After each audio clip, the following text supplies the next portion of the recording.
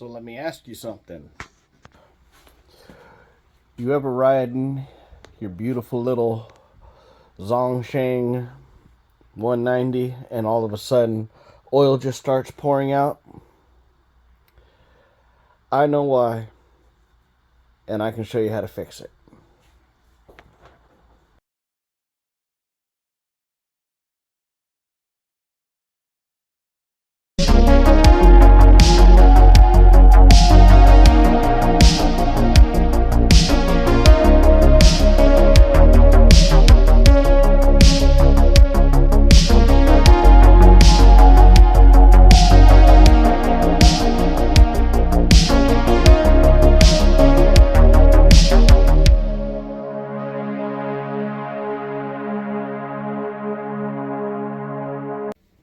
You know who this is. Bike Builder Bear in the house.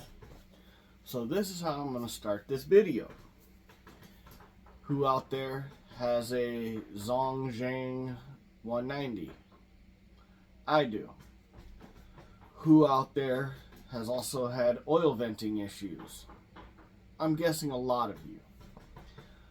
And this video will call out some elephants in the room and cover ways that people can, or my way that I fixed the oil venting issue on this motor. Now, I do have to say, I don't know if it's every Zhongsheng 190. I've heard of a gear star problem. I've heard of starting clutch explosion problems. And I do have to say that if you're trying to start this bike and it doesn't kick on right away, it makes some horrible noises out of the starter area when it kicks back. Like, horrible noises. I do think this motor runs pretty good for what it is and for the $800 my boy paid for it. But I do have to say that ever since he has gotten this motor, it has been plagued with puking oil from the oil vent. And also, you maniacs, keep an eye out for my Chanda merch. As you can see, it's not the Honda Wing. It's a modified Honda Wing. And I'm going to be making sticker kits for clones.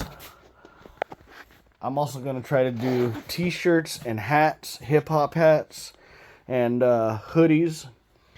So keep an eye out for that.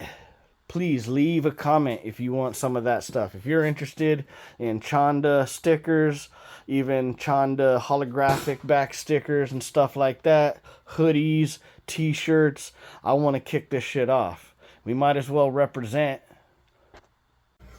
Now, in any manly, honest, respectable fashion, I have to be honest.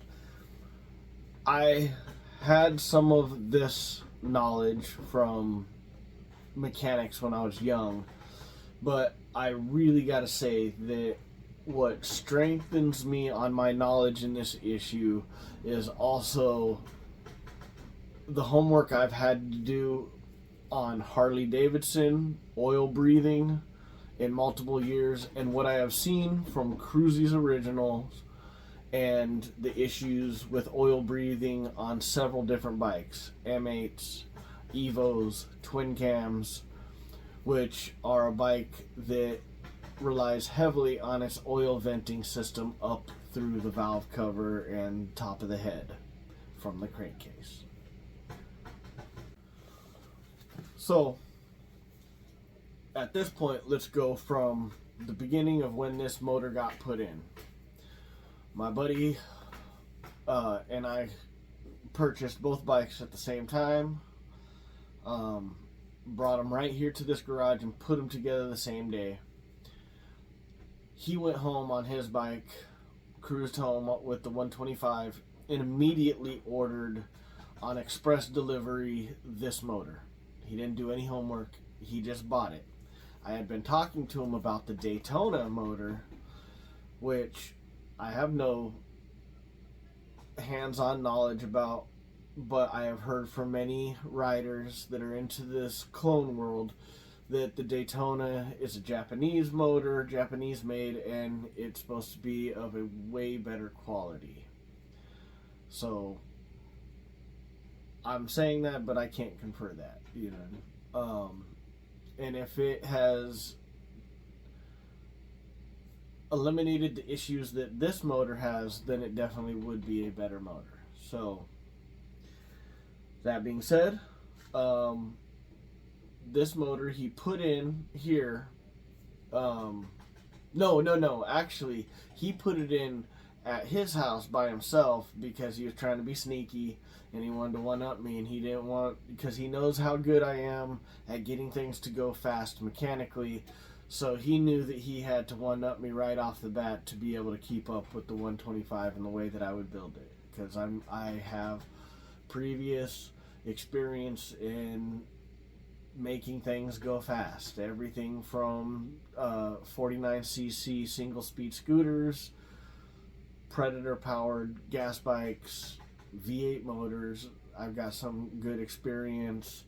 I've got a little bit of experience now from owning a Harley and some of that, but I've got a knack for making things go fast. So he grabbed that motor. He didn't do a whole lot of homework,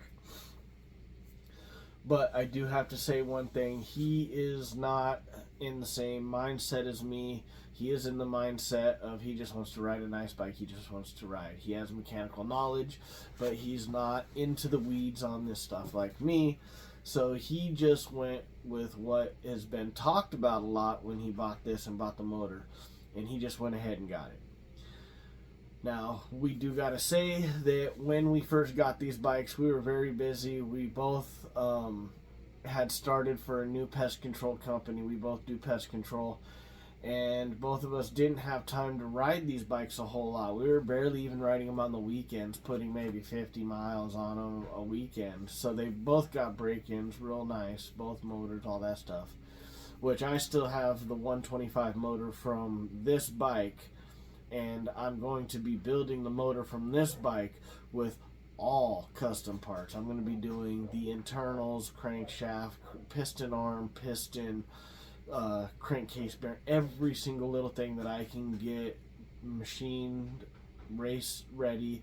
I mean, I'm even going to try to find a crankcase from another motor that fits it, or if I can get machined similar to where I want to make a 125 for this that does 75, 80 miles an hour and on smokes every single grom on the street. Yeah, and so that's what I'm going to do in the future with that. No 190 or no big motor for this bike. This bike will always stay at 125. A weighing out 125. But anyways, he got this bike. He slid the 190 in there, and we barely rode him. We got him broke in, and it seemed like every ride it was pissing a little oil out of the vent. Now we set our vent tube that comes down low by the crankcase, and they run up the frame and vent up here by the gas tank, to where you've got an incline on the hose, to where you got some room and this and that. And if there is some oil thing going on, there's some hose, there's some space for some oil to go, and then you would think come back down.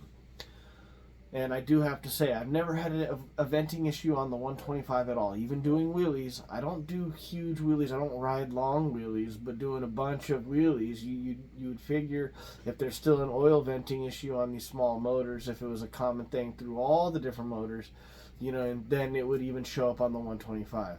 My 125 doesn't vent any oil at all. It works beautiful. This thing, every time he rode it, which at first was very few, it would expel some oil in some fashion, either a little bit or a lot, and we couldn't find the correlation. It was really hard to find the correlation of what was going on. And then he put some oil coolers on, and he tucked them up high, up above the block, and they looked out of the way, and it was nice aesthetic like that, out of the way, and you would think they would do some good cooling.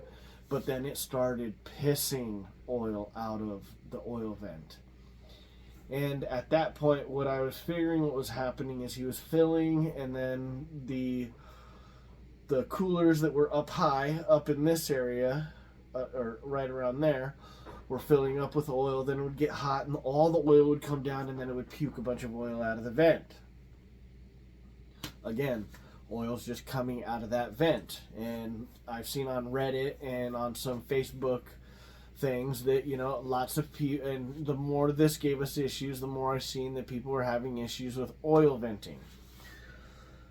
Which, venting oil and circulating oil is not an issue if you got a system that either disperses it, puts it there. Harley has gone through extreme measures, especially on the bikes, I think from like 2017 to 2021, a bunch of oil venting madness, like madness. But anyways, so, and me immediately, because of knowledge and problems that I've had when I was really young, helping my mom and her boyfriend with mechanics on sand rails and Baja bugs, if you don't have the right setup and you have an external oil cooler, it can create problems similar to like what I just described here with a VW bug, where you're very lost in where your oil level is. And because you have that high scoop, funny looking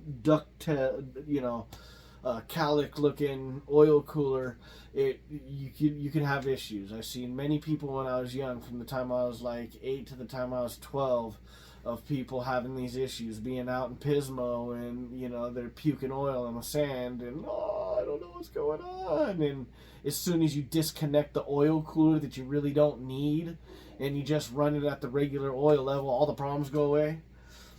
So, anyways, he put the oil coolers on, and the problem got worse. Then me, I started just goofing with it, taking things apart and stuff. And the next thing I came to him is, I was like, dude, let's do this right away. Let's make sure that we don't have a cascade of oil that happens if the engine is not able to pump the oil up. You can create a cascade effect. You can get a bunch of oil up there, and fill those oil coolers, and then once they fill up and create a suction to go down, a couple of ounces just come out. Not good. So I pleaded with him, and I finally got him to let me move his oil coolers to down there. Now that did bring the problem back, and he is still able to have 2 oil coolers, but it was still puking oil.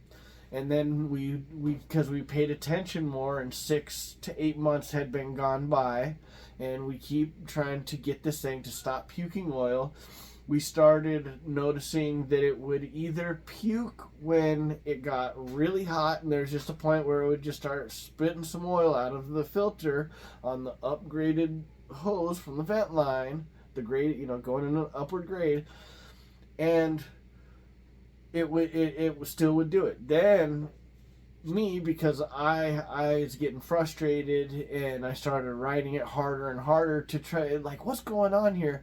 Then I started noticing that if you keep it in high RPM for a decent time, what I did was I had a clear open road, and I can see the area where the catch can and the vent is, so I just went first, second, third, and just kind of kept it almost pinned at third, peaking out third, and keeping the RPMs up at about like 50 miles an hour. Just keep, and next thing I know, a bunch of oil just boosh right out the filter, because the catch can filled up and there's not enough room for any more oil. And it's that point that I knew that I had to follow what I've seen with Cruzy's original, and him doing the stunt tail with the M8 early Milwaukee M8 motor, where when you get it up, the oil dips back in the crankcase, and then it ends up shooting into the venting system. And if you don't have it plumbed right, it shoots a bunch of oil into the air cleaner, right into the motor, and then on the side, it's a big old huge mess.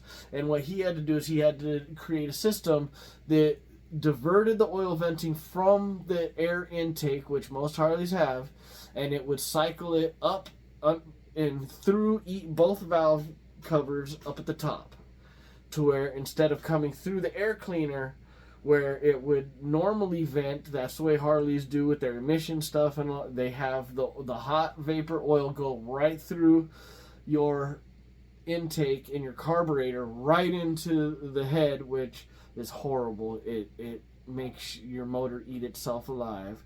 If you love your Harley, you don't touch that system because the EPA. But anyways, so in hindsight, what you end up having to do to simplify it all is you have to have a catch can system at the end of the vent tube. You have to have a good catch can. I would say no smaller than the one that you'll see pictures of here. And then you have to tap into your valve cover and allow that catch can to freely vent into your valve cover. Now, as long as you do this correctly, similar to what I did, the extra oil pouring over your rocking valves and your timing chain and stuff will not do any damage. As a matter of fact, all it will do is create more cooling when that is happening. And I can also say that I didn't just make this change and then spit out this video online and blow smoke up your guys' ass. We rode the bike. I've ridden it, and I have put some hurting on it. Not hurting, but I rode it hard, kept it in the high RPMs, and made sure that I got it hot as possible. Okay, even doing starts and stops, practicing little wheelies, because there's a big jump between this and that. And this thing will loop you out on your ass if you're trying wheelies on it. And it's not really set up for wheelies. It's got the step back peg system. But I got it hot. I rode it hard. I rode it fast and hard with, up in the 4th and 5th gear. Where up in 4th and 5th gear, because of the torque that's put on the motor through the transmission, because you're in a higher gear trying to give it all, you get more internal crank pressure. It doesn't leak anymore. It doesn't puke oil anymore. But I stress, what you have to do is you have to make a circulatory system. Okay? Now, I will stop right here and say, is this problem with all of these Zhang, Xinjiang, Zhong, Ghibli Zoop engines? I don't know. But this is what I'm going to tell you the people on Reddit and Facebook are talking about. I will butcher their words. Basically just what I remember of what they were talking about, and I'm going to use a dry erase board to kind of show what's happening in simple terms. Okay, the three main discussions, or the three main people that I was reading their stuff from the Reddit discussion, and then the multiple people on the Facebook discussion, was that this motor, okay, doesn't have a deflector. It doesn't have something right here that keeps the crankcase splashing oil or the clutch case splashing oil, because I'm not sure, I haven't opened up one of these motors, but usually the clutch and the crankcase and everything is on the same rod going straight through, and usually this vent is on some portion of the case because it's a split case. Okay, now as this bad boy is swinging around and going around and doing its thing, it's slinging oil up, from what everybody's saying, pretty much. It's slinging oil the whole time, and there's no guard. A lot of engines will have a guard that still allows venting in the case, okay, venting and stuff in the case, but it won't allow the sling from any of the circulating moving parts to just hit the hose. What it looks like is that's not there. So during the process of running the bike at low RPMs, it's not doing a whole lot. But once you get up into the RPMs and the oil in here starts aerating, because if you know what oil does inside of an engine, it doesn't look like oil when you look at oil and you're pouring it out. It foams up, and it's just like ocean water. When it foams up, you can't swim, you just sink. When it aerates, it does different things. So when the engine's circulating, it's slinging it up, And then when the piston's pushing in and out of here, there's also positive and negative pressure. So the combination of it slinging up, okay, and then the air pushing, you just get these drops that just keep going up. And then if you have enough RPM slinging enough, you fill this whole line, and then the pressure behind it just wants to force air out. So, and then you end up with that big blob, that big puke on the side of your bike. Same thing with these motors, like a lot of guys are saying, and that these motors are horrible for doing wheelies, because like I just showed you, riding flat, it has its own issue where it wants to circulate oil up through the oil air vent. It's not supposed to be a solid oil air vent, okay? And that's just riding straight. So now if you do a wheelie and you bring the oil up to where what's going to happen? So if you're into wheelies, I am guessing that this is not the motor for you if you're into stunts and wheelies. Plus, if you're on this small frame and you want to be good, you use less power.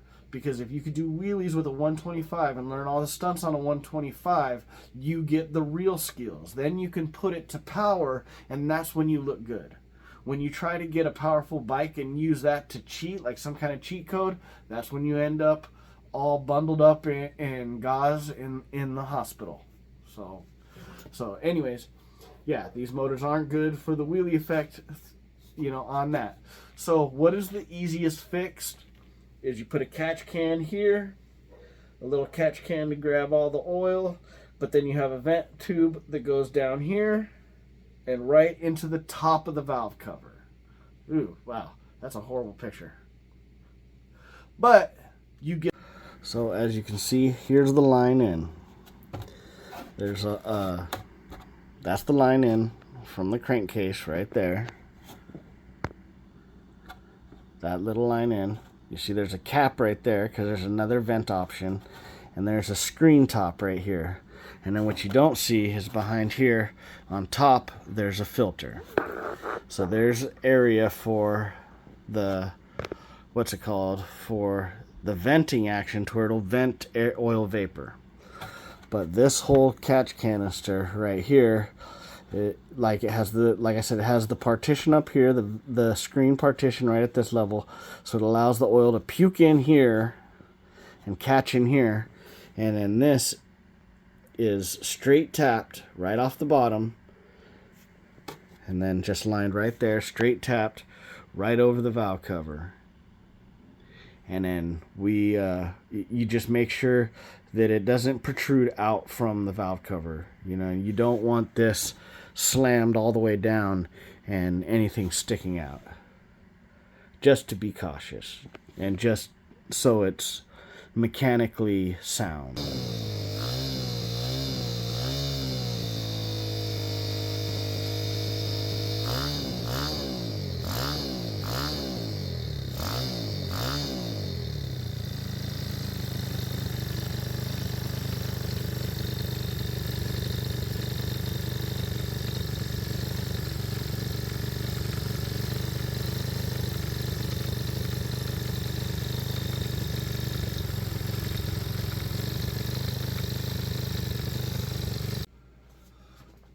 Also, for the 125, I still got things coming up on that bike besides the complete motor build that I want to do on that.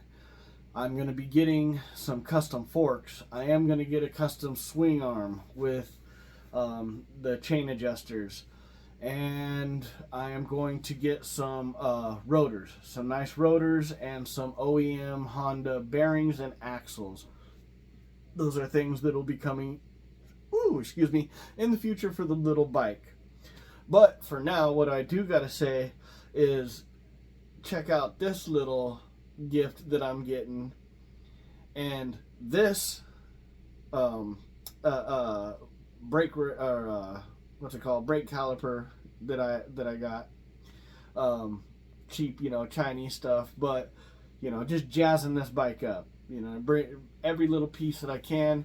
And then also I recommend take the paint off these rims. The naked aluminum rims, I think, look fabulous. I went ahead and sandblasted my rims. Then I also sandblasted my calipers and painted them up with some nice high heat paint. Check this out. Check out this little montage of pictures and videos. Thank you guys. Please comment. Please like. Please subscribe. God bless. Have a wonderful day. And vote motherfucking felon.